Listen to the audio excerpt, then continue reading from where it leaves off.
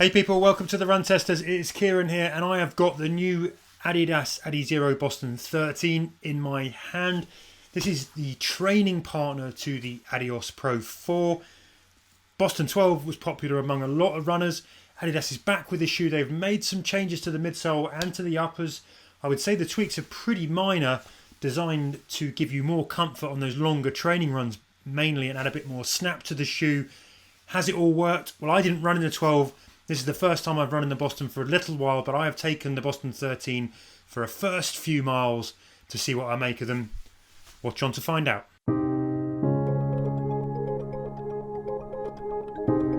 Quick details then, and when it comes to stack height, there's a bit of change. The Boston 13 now packs 36 mils in the heel, 30 mils in the forefoot for a 6 mil drop. That is down from 38, 31 and what was a 7 mil drop in the Boston 12. On weight, we're staying roughly the same. There is 2 grams shed off this shoe. The official number from Adidas is 258 grams and it came in at 9.1 ounces or 259 grams in our UK men's 8.5 or US 9 test shoe. On price, I'm going to pop that up on the screen now because I didn't have it at the time that I was recording these talky bits.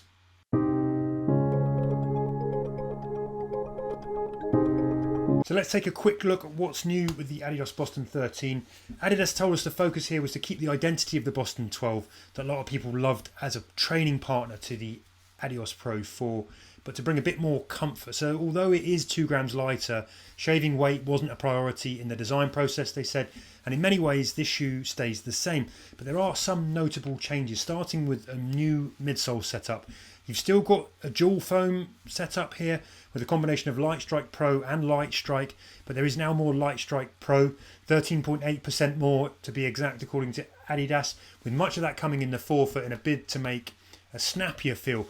Now Adidas told us they wanted to transition the toe off to feel more like an Adizero shoe, bringing some familiarity if and when you step up from this shoe to the Adidas Pro 4 on race day. So that's what they've gone for here. So what you get is a thin layer of Lightstrike in the forefoot, a thicker layer of Lightstrike in the heel for stability. Then you've got the energy rod system in between, and finally you've got that top layer of Lightstrike Pro with more of that in the forefoot than you've got in their heel. There are tweaks up top too. You've still got an engineered mesh that is pretty structured, but the tongue and the heels now come with more padding to help add a bit more training comfort for those longer training miles. The Boston 12, everything was a little bit more minimal and racy, and that was not what everybody wanted, particularly for longer training runs. These are now, I would describe them as medium padded heel collars and quite a light sort of padded tongue. It's not too thick. If you flip them over, you've got a good covering of outsole rubber. There's some big continental pads here in the main forefoot strike area, and you've got this back pad here in the heel area. The rest of it is the light traction rubber system elsewhere that you'll find on some of Adi's racy shoes.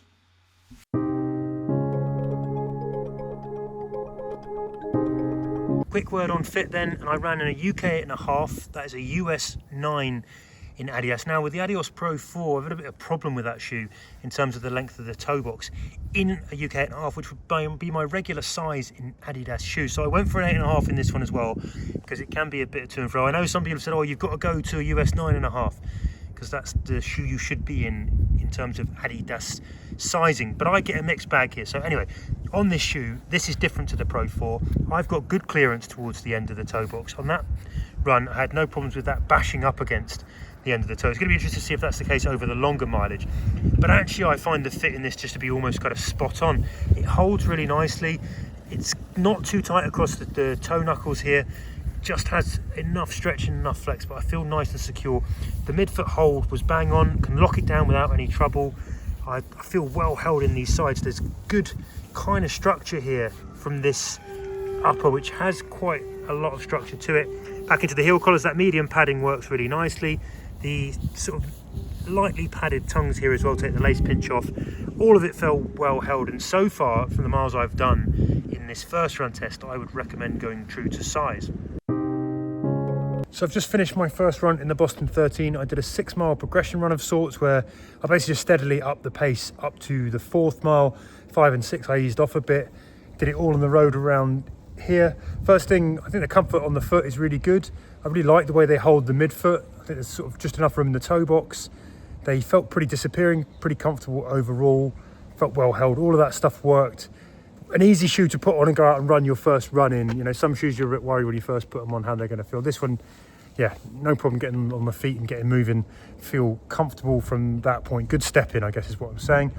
Then on the move, first impressions, the first sensation I got was they're actually quite blocky. I was expecting them to be a bit softer and a bit bouncier, a bit more, akin to the Adidas Pro 4, if this is the training shoe that relates to that. But it's a very different ride, perhaps unsurprisingly. I've not run in the Boston 12, so I haven't got anything to compare this to, but it was blockier than I thought it would be. I thought you were going to get more spring from the Lightstrike Pro, but actually the Lightstrike is underneath, is creating, I think, like a really good stable base.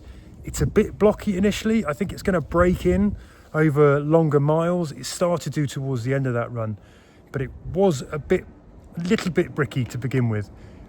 It eased off when I was running at faster paces, but I had most of that sensation in the early miles when I was running a little bit slower. As I picked up, I actually really felt like there was a snappiness to it. Adidas was aiming to get a bit more snap out of this shoe. I think you are getting that. It's more kind of a response and a snap rather than a kind of a bounce and a bound. It's kind of controlled, it's kind of balanced. It feels really nicely stable.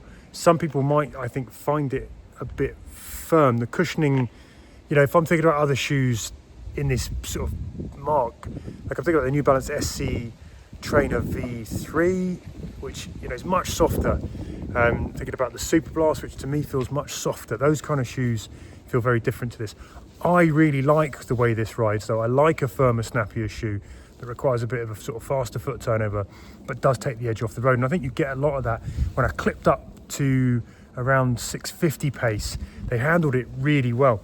But actually, I really enjoyed them for just cruising along at a kind of 730s, which at the moment is probably closer to my sort of regular endurance pace now. A bit blocky at the slower paces, but overall, I enjoyed the way these felt on the foot.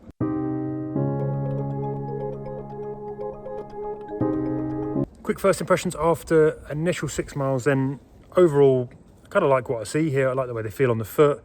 I thought the ride was a bit blocky initially, but I think that's going to soften up. And then when you're moving with a slightly faster foot turnover at a slightly faster pace, that blockiness kind of sort of dissipates a bit, and you get a bit more snap from that kind of forefoot. What you get in the Lightstrike Pro in the forefoot really works well. You can feel there's more snap to this shoe.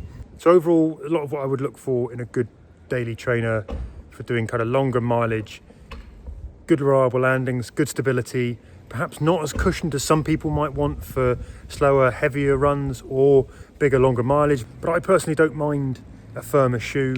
I like a shoe that kind of makes you pick your feet and do a bit of the work, doesn't make you feel lazy. I think these certainly don't. I also do think it's going to soften up over longer mileage. So yeah, first impressions, I think this could be a good rotation shoe. And to me, it does sort of have the hallmarks of a good training partner for the Adidas Pro 4. More miles are required in testing, though, to see how it fares when we do different runs. Longer runs certainly is one. How is it going to fare when you start doing kind of an hour and a half runs in this shoe? We will find out in the review. But for now, yeah, what I've seen so far from this first 6 miles at a range of paces, the Boston 13 feels like my kind of shoe. So there you have it. That's been my first run look at the new Boston 13. Hope you found it useful. We will test this shoe more, lots of miles in it, and do a full review in due course. If you want to hear when that lands, don't forget to hit like and subscribe, ring the bell and all that stuff to get notifications about when those reviews hit the channel. In the meantime, if you're interested in a good training shoe, faster training shoe, I'm going to put a video up on the channel now. You should go and watch. As ever, thank you very much for stopping by, and until next time, happy running, people.